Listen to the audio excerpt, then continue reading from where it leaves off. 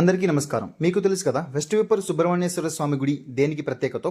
ఎవరికైనా సరే సంతానం లేకపోతే వాళ్ళు ఇక్కడికి వస్తే ఖచ్చితంగా వాళ్ళకి సంతాన భాగ్యం కలుగుతుంది అని చెప్పేసి ప్రతి ప్రజలు కూడా ఇక్కడ నమ్ముతూ ఉంటారు. సో నార్మల్గా మంగళవారం మాత్రమే ఇక్కడ జనం చాలా రద్దీగా ఉంటారు.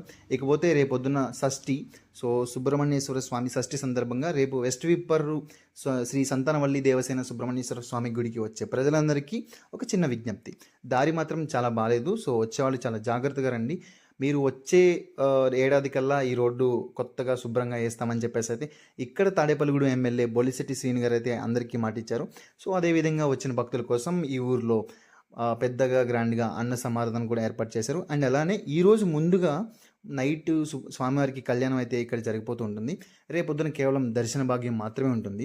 సో మీ ఫ్యామిలీ అందరితో కూడా శుభ్రంగా వచ్చి ఇక్కడ ఎంజాయ్ చేయండి. దీనికి అడ్రస్ నేను మీకు లాస్ట్లో పింగ్ చేస్తాను. And please subscribe to our channel.